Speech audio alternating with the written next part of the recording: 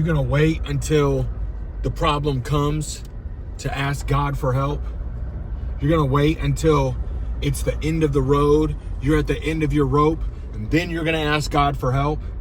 That's not how God wants it to be done. Yes, he'll bail you out sometimes when you need it, but a hypocrite who doesn't follow what God wants, who doesn't honor God with their life, you don't have much leverage when it comes time for your back against the wall, everything falling apart, and you're going to go to God and try to get God to help.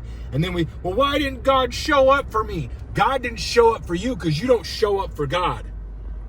Are you living your life for God every day when things are going well? Or are you just waiting until everything falls apart, or your back's against the wall, or you're at the end of your rope and you don't know what to do? Then you're going to go to God and cry out to get help from God. If you live your life that way, God's not always going to be there for you to bail you out. Because the way God responds is God wants to help his children and his people who pay attention to what he says when things are going well. Do you seek God when everything's okay? Do you follow God when your life is going pretty good? Or do you wait until everything's falling apart?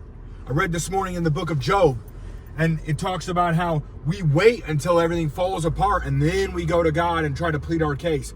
I want to go to God every single day, meet with him, sit at his feet, kneel before his throne, and find out what he wants from me and what he wants for me. And then I'm going to spend every single day doing that and living that and giving that to him. And then when my back's against the wall, I'm not just going and talking to the God that I never talked to. I'm going and talking to my friend that I speak with every day throughout the day. I'm talking to my Father that I have a good relationship with because we talk every single day. I'm talking to my God who knows that I love him because of how I live my life every single day. If you wait until everything's falling apart, you're going to find that God's not on your side when you need him. Yes, God is love, but God is also wrath. Yes, God is mercy and forgiveness, but God is also vengeance and anger. Yes, God is there to love you and build you up and bless you, but he's also there to destroy those who oppose him. And God doesn't judge what we say with our mouth. God judges what goes on in our heart, what goes on in our mind. That's what God judges. So when God looks at your heart and your mind, what does he see? He's not looking at what you say. He's looking at how you feel and what you think.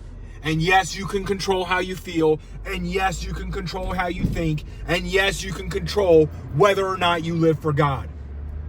You're going to wait until everything's falling apart. You're not going to get the answers and the help from God that you think.